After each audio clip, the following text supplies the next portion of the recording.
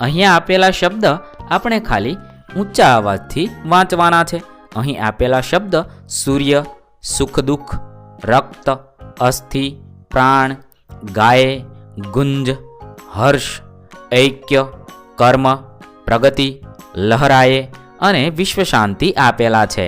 આ શબ્દો આપણે ઊંચા અવાજથી વાંચતા શીખવાનું છે. હવે પ્રશ્ન નંબર 3, उदाहरण के अनुसार निर्देशित वर्ण से शुरू होने वाले अधिक से अधिक शब्द बनाइए.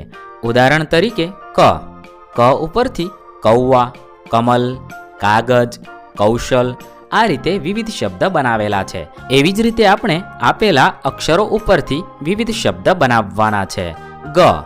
ગ પરથી ગણેશ, ગમલા, ગજ, ગીત આવા વિવિધ શબ્દ બનાવી શકાય છે. ત્યારબાદ ઘ પરથી ઘર, ઘડી, ઘંટા, ઘટના આવા શબ્દ બનાવી શકાય છે. ત્યારબાદ ચ પરથી ચરખા, ચમચા, ચરણ, ચટાઈ એવા શબ્દ બનાવી શકાય છે. ત્યારબાદ મ પરથી મહલ, મકાન, મક્ખન અને મોર એવા શબ્દ બનાવી શકાય છે. આ રીતે આપણે ઉદાહરણ અનુસાર આપેલા અક્ષર પરથી શબ્દો બનાવીશું. તમે આના સિવાયના અન્ય શબ્દો પણ બનાવી શકો છો. હવે પ્રશ્ન નંબર 4, શબ્દ સારણી. અહીં એક કોષ્ટક આપેલું છે. આ કોષ્ટકમાંથી આપણે શબ્દ શોધવાનો છે અને આ શબ્દ શોધીને તેના ફરતે વર્તુળ કરવાનું છે. ત્યારબાદ આપેલા શબ્દ ઉપરથી ઉદાહરણમાં આપ્યા મુજબ એક વાક્ય પણ બનાવવાનું છે. અહીં બાઇબિલ શબ્દ પર વર્તુળ કરેલું છે અને તે શબ્દ લખીને તેના પરથી વાક્ય બનાવ્યું છે કે બાઇબિલ ધર્મગ્રંથ હે. તો સૌપ્રથમ આપણે આપેલા કોષ્ટકમાંથી વિવિધ શબ્દ શોધીએ. ત્યારબાદ આ શબ્દોને આધારે આપણે વાક્ય પણ બનાવીશું. તો ચાલો આપણે શબ્દો શોધીએ. મહાભારત, પારસી, હિન્દુ, ગુરુ ગ્રંથ સાહિબ, શીખ, મંદિર, રામાયણ, સાંઈ, મસ્જિદ, અવેસ્તા, મુસ્લિમ આવા વિવિધ શબ્દ આપણે શોધી શકીએ છીએ. હવે આપણે આ શબ્દોને આધારે વાક્યો બનાવતા શીખીએ. મહાભારત महाकाव्य है. 2 पारसी अग्नि की पूजा करते हैं. 3 हिंदू मंदिर में जाते हैं. 4 मुसलमान मस्जिद में नमाज पढ़ते हैं. 5 मंदिर, यह राम का मंदिर है. 6 अवेस्ता पारसियों का धर्म ग्रंथ है. 7 रामायण हिंदुओं का धर्म ग्रंथ है.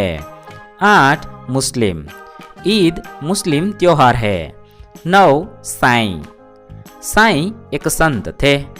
10 गुरु ग्रंथ साहिब सिखों का धर्म ग्रंथ है. 11 सिख गुरुद्वारा में जाते हैं. आ रीते આપણે આપેલા શબ્દોને આધારે વાક્યો પણ બનાવીશું. હવે પ્રશ્ન નંબર 5, इस गीत को कक्षा में टेप रिकॉर्डर द्वारा सुनाए.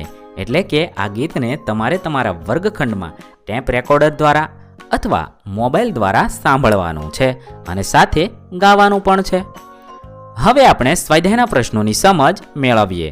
પ્રશ્ન નંબર 1, निम्नलिखित प्रश्नों के उत्तर दीजिए. सवाल नंबर 1, इस काव्य में प्रकृति के कौन कौन से तत्व है?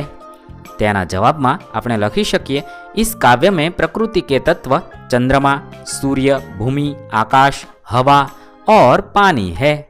सवाल नंबर 2, काव्य का ऐसा शीर्षक एक जगत एक लोग क्यों रखा गया है? तेना जवाब में आपने लखी शकीए, पूरे विश्व को एक ही सूर्य प्रकाश देता है. विश्व में एक ही हवा चल रही है और पानी भी एक ही है. सबके जीवन में सुख और दुख समान है. सभी मनुष्यों का शरीर मांस और हड्डियों से बना है. इस तरह कवि ने पूरे विश्व की एकता सिद्ध की है. इसीलिए इस काव्य का शीर्षक एक जगत एक लोग रखा गया है. सवाल नंबर 3, आप इस काव्य को और कौन कौन से शीर्षक देना चाहेंगे? तमारे आ काव्यने तमे बीजू शुं नाम आपी शको छो ते लखवानुं छे. हूँ અહીં વિચારીને મારા વિચારો લખું છું. हम इसके अलावा इस काव्य को ये शीर्षक देना चाहेंगे, एक विश्व एक धरा तथा हम सब विश्वबंधु। કાવ્યને આવા અન્ય શીર્ષક પણ આપી શકાય છે। તમારે તમારા વિચારો મુજબ બીજું શીર્ષક પણ આપી શકો છો। सवाल नंबर 4, सभी नदियाँ अलग अलग है फिर भी कवि क्यों कहते हैं कि एक ही पानी। તેના જવાબમાં આપણે લખીશું सभी नदियों के पानी की वैज्ञानिक संरचना एक जैसी है। सभी नदियों के पानी का मनुष्य के लिए समान उपयोग है, इसीलिए कवि अलग अलग नदियों के पानी को एक ही पानी कहते हैं।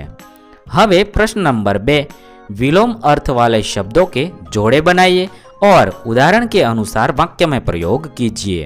અહીં છે એક ચક્ર આપેલું છે। આ ચક્રની અંદર વિવિધ શબ્દો આપેલા છે।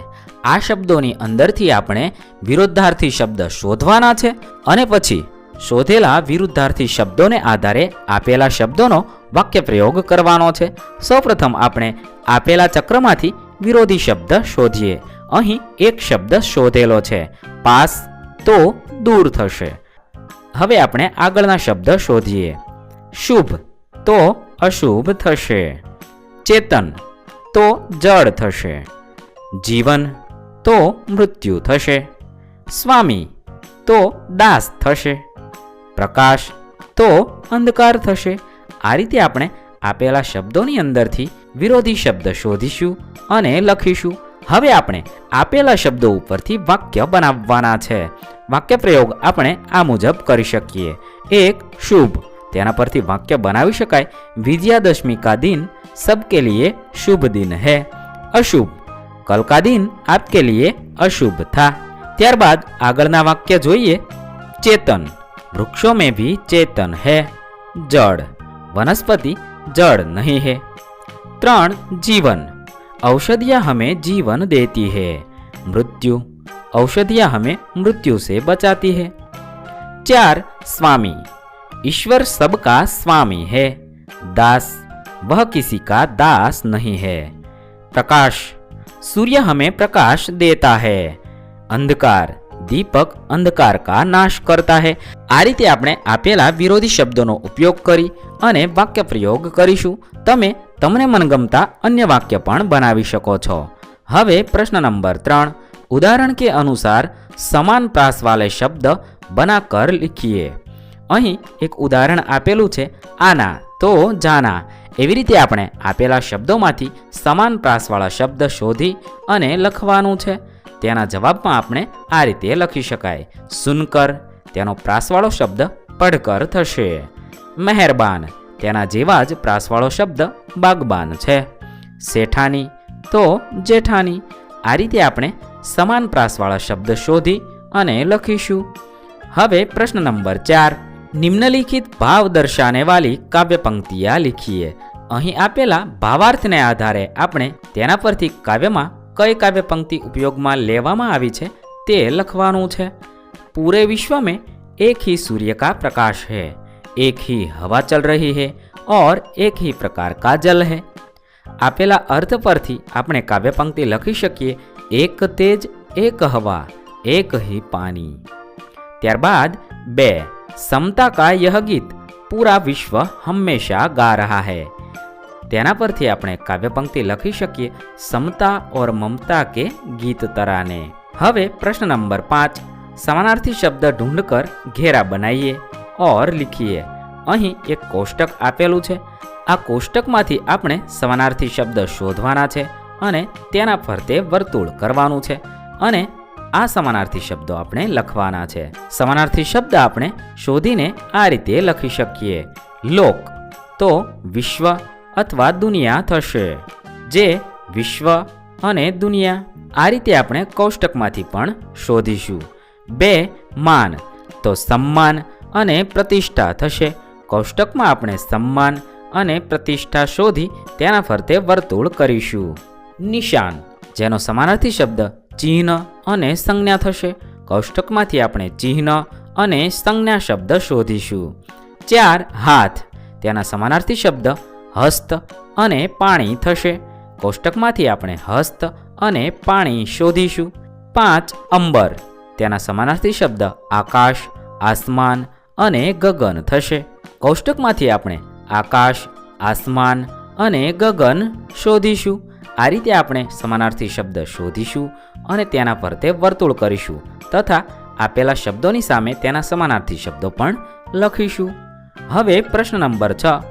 प्रश्न 5 में दिए गए कोष्टक में से आपने जो दो समानार्थी शब्द ढूंढे हैं उनका वाक्य में प्रयोग कीजिए. એટલે કે પ્રશ્ન નંબર 5 માં આપણે જે સમાનાર્થી શબ્દ શોધ્યા છે હવે આપણે આ શબ્દોનો વાક્ય પ્રયોગ કરીશું. ઉદાહરણ હાથ તો પાણી. આ બંનેના વાક્ય બનાવવાના છે. હાથ, ज्योतिषी ने सीता का हाथ देखा. पाणी, लड़की के पाणी सुंदर है. આ રીતે આપણે આપેલા શબ્દોના સમાનાર્થી શબ્દ પરથી વાક્ય પ્રયોગ કરીએ. એક, विश्व, सारा विश्व एक है. दुनिया, दुनिया में बहुत से देश है. बे, सम्मान, हम बड़ों का सम्मान करें. प्रतिष्ठा, अच्छे कामों से हमारी प्रतिष्ठा बढ़ती है. त्रण, चिन्ह, यह किसी के पैर का चिन्ह है. संज्ञा, दरवाजे पर कोई संज्ञा नहीं है.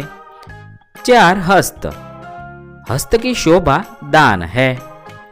पानी, सीता ने पानी से पानी पिया. 5, आकाश, आकाश का कहीं अंत नहीं है. आसमान, आसमान का रंग नीला है. गगन, धीरे धीरे गगन बादलों से छा गया. આ રીતે આપણે આપેલા શબ્દોનો ઉપયોગ કરી અને વાક્ય પ્રયોગ કરીશું. તમે તમને મનગમતા અન્ય વાક્ય પણ લખી શકો છો. હવે પ્રશ્ન નંબર 7. नीचे दिए हुए चौरस में से उदाहरण के अनुसार संज्ञा शब्द बनाइए और उनका वाक्य में प्रयोग कीजिए. અહીં એક ચોરસ આપેલું છે અને આપેલા ઉદાહરણ અનુસાર સંજ્ઞા શબ્દ શોધવાનો છે અને તેનો વાક્ય પ્રયોગ કરવાનો છે. જેમ કે ફૂલ, તો ફૂલ શબ્દ ફરતે વર્તુળ કરેલું છે અને તેના પરથી વાક્ય બનાવ્યું છે યહ ફૂલ સુંદર હે. એવી રીતે આપણે બીજા સંજ્ઞા શબ્દ શોધીએ અને તેના ફરતે વર્તુળ કરીએ તથા તેનો વાક્ય પ્રયોગ પણ કરીએ. કમલ, તેનો વાક્ય બનાવી શકાય તાલાબ મેં કમલ ખીલે હે. સાગર, વાક્ય બનાવીશું સાગર કી શોભા દર્શનીય હે. ભારત, તેના પરથી વાક્ય બનાવીશું ભારત વિશાળ દેશ હે. હિમાલય, તેના પરથી વાક્ય બનાવી શકાય હિમાલય સબસે ઊંચા પર્વત હે.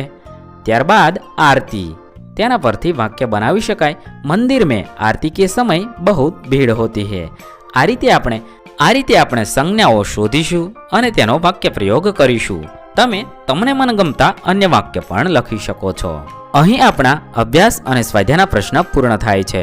વિદ્યાર્થી મિત્રો, ધોરણ 6, 7 અને 8ના તમામ વિષયના અભ્યાસ અને સ્વાધ્યાયના પ્રશ્નના વિડીયો આપણી ચેનલ પર જલ્દીથી ઉપલબ્ધ થશે.